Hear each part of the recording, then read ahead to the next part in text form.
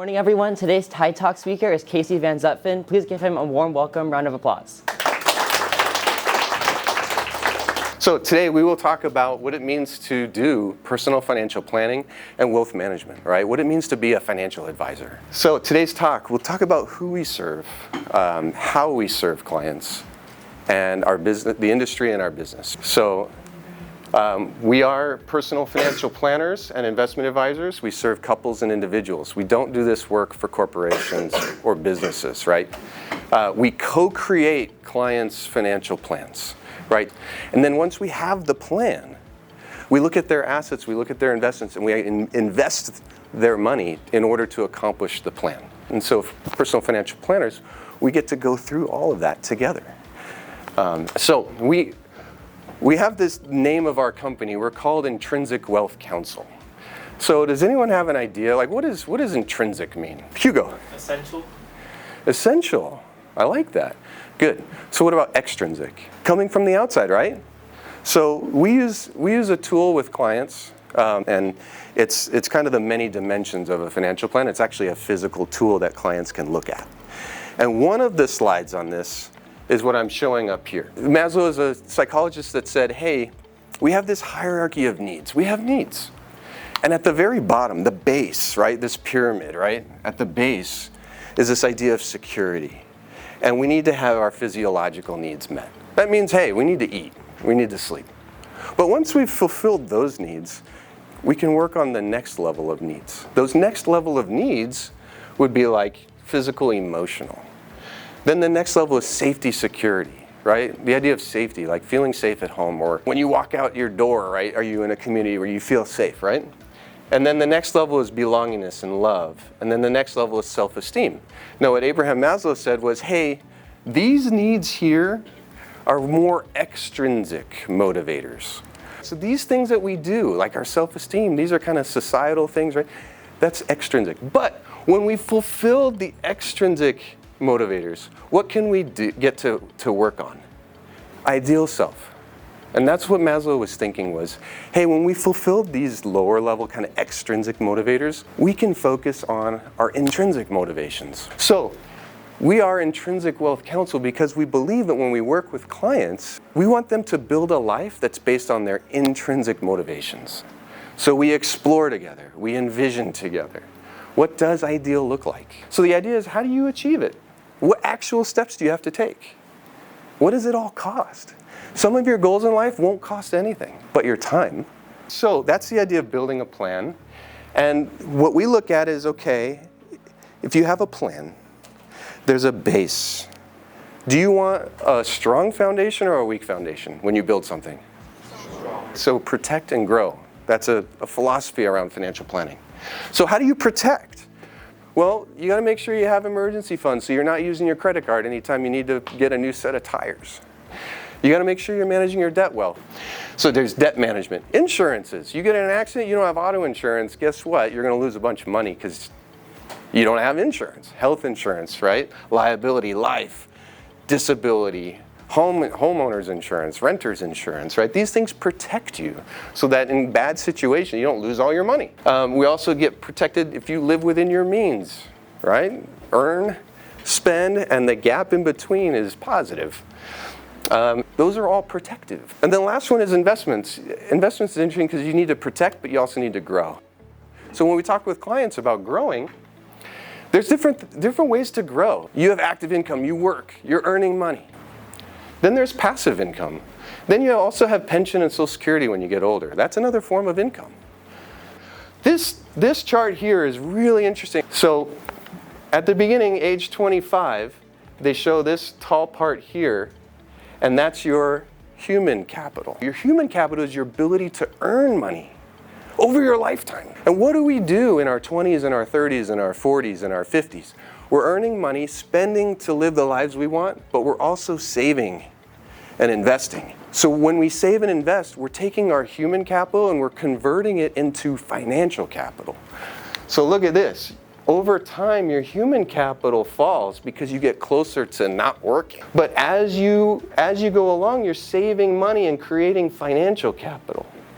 So that by the time you're 65, 85, 100, you have the financial capital to take care of you. That way you can stop working and not need to have human capital.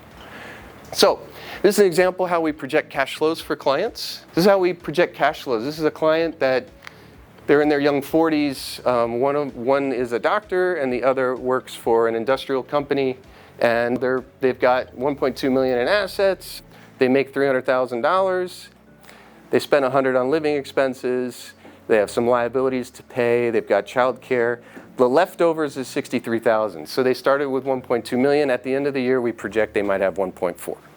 Right? So we can project this for years and years and years, and we can plan vacations, we can plan weddings, we can plan education savings. Then what it looks like when you retire. This is actually a retired client, and they're pulling money. They have a $1.5 million portfolio. They're pulling money right now. But then 2030 hits. There's a small inheritance that they're expecting, and then they also start at age 70 Social Security, because they've delayed their Social Security in order to get a higher benefit. So at that point, they don't need money as much from their portfolio. So now the portfolio gets to grow because they're not pulling from it. And then they make it to age 95 and they still have some money left over. So this is a successful plan. So what I wanted to do is I've given you the fundamental, hypothetical, theoretical background to what is planning, what is portfolio management, what do we do?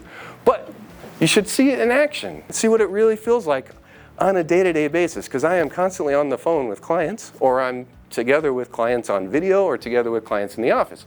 We're going to act out and show you what it means to actually provide financial advice. So Zen is going to pretend to be a young, mid-30s client, married with a couple of kids. Hey, Zen! Oh, How's it going? Hey. Long time no see, yeah. It's good to see you. It's been a little bit. Yeah. How's life going? It's been going great, just working the 9-to-5 job, making it happen, Yeah? All right, well, that's good. And how about, did you get that raise you were thinking about? Actually, I did. I asked about it. I just straight up told my employer, hey, I feel like I've been doing a lot of work. I think I got it, yeah. Good job advocating for yourself. Your career asset's really important. So as you build that, right, that makes a big difference in your plans. Now, when you got the raise, I noticed you updated our models online with our portal. Good job. And I did notice that you increased the amount that you're withholding for your 401k. Mm-hmm. So that's really good, right? Because you're actually taking some of those earnings and you're not just spending it, yep. Right? You know what you want to spend. And then you're taking the leftover, you're getting it invested and getting it to grow for retirement. So yeah. That's a good job. Thank you. How's the kids? Great. Little Timothy and Hugo are doing great, yeah. That's good. So what is it, third grade and kindergarten, Mm-hmm. all right? Elementary school.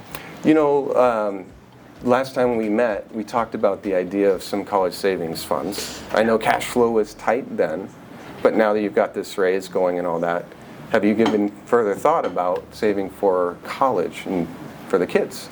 Yeah, I think I would definitely want to try to start allocating a little bit more of the money that I've made, especially this year with that raise. Okay. I think that'd be a really good plan.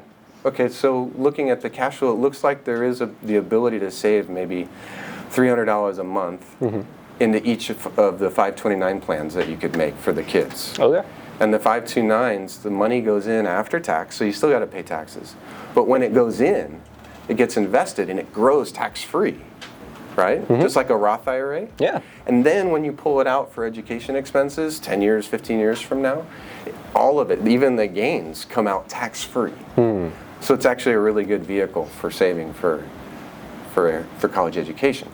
But the next big question is for your value system. Do you want to pay entirely for all of your kids' college expense?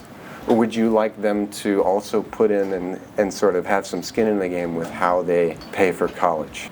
I think I would definitely want them to work and understand the meaning of working and contributing towards their education. All right, good. Well, so that's great. We'll model that into your new plan. We'll update your plans to show that, and we'll see how the cash flow works. And I think that's going to help with your overall goals for the kids and for retirement and everything. So that's good. One final question. Just want to check in on portfolio on the assets that we're managing. Do you have any questions there? Oh, I bought a couple of Bitcoin the other day, so I was just wondering if you could take care of that. You spent $120,000 on 2 Bitcoins and you didn't tell us?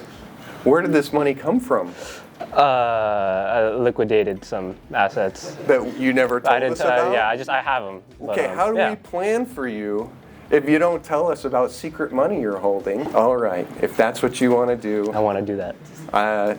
I can tell you I will not give advice on the Bitcoin. Thank you. All right. Well, thanks for coming in. Of course. Life is good? Yeah, life is great. All right. All right. Thank you so much.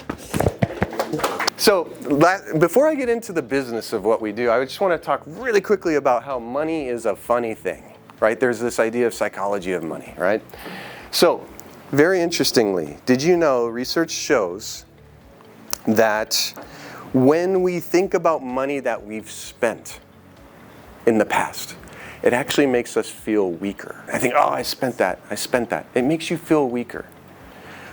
That's why in the financial planning process, if you're doing your budgets and talking with your planner and they're talking about all this money they spent, it's kind of a downer on the conversation. We have to recognize that. So oppositely, counting money, physical money in your hands, counting it, actually makes you feel stronger and more confident. So before this meeting, before this presentation today, I pulled out my wallet and I just counted some of my dollars, right? Because it does actually make you feel stronger, right? So that's this research that shows that. There's also research that shows if you go through an emotional loss in your life, like someone dies or you break up with a girlfriend, boyfriend, or divorce, that kind of thing, it makes you want more money. You want to replace the relationship with money because that'll make you feel stronger. And there's tons of examples of how money and emotion interact. Anyone have an idea what money scripts are? Money script. Your script about money. How you think about money. Everyone here like time is money or money is the root of all evil, right? We have to talk with clients about their emotions around money and how they grew up, how their parents talk to them about money. Because sometimes those scripts we have get in our way and they don't serve us. And sometimes we have great scripts around money. So the way I work and talk about money is there's 4 things you can do. What are the 4 things you can do with money? Spend,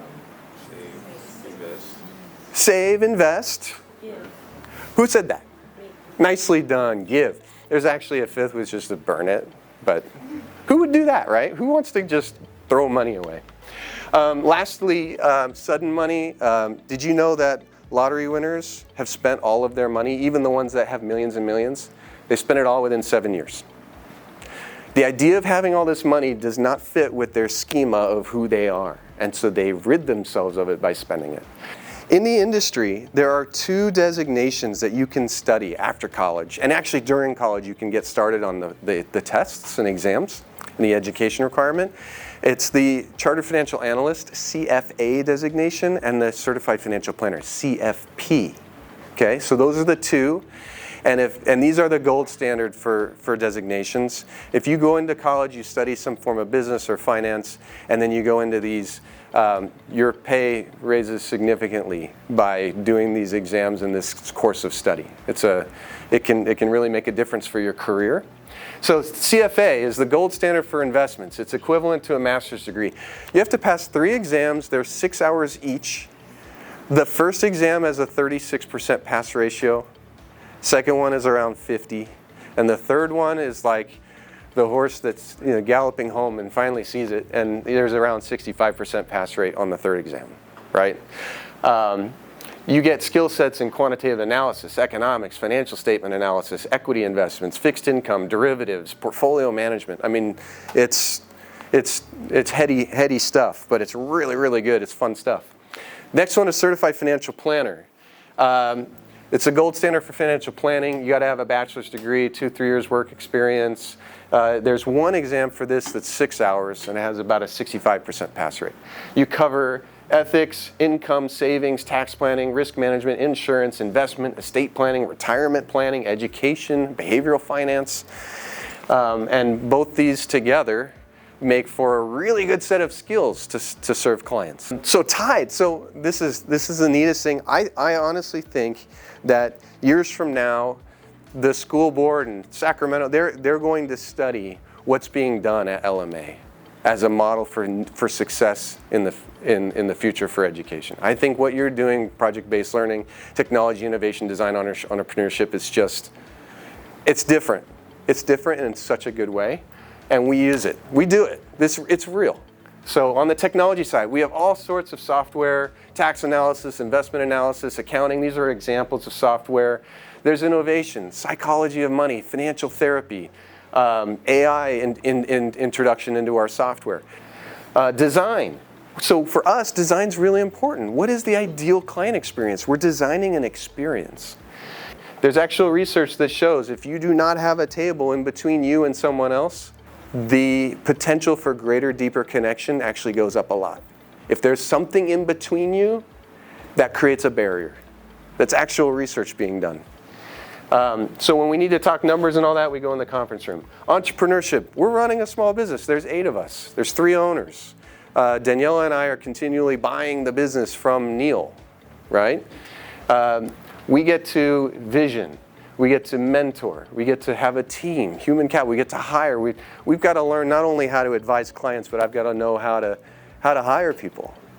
You know, how to mentor, how to make sure they're getting raises at the right time, how to make sure they're doing their step up in their career. Looking at the profit and loss, the pro forma, strategic thinking, teaching clients. I get to teach clients the fundamentals of finance.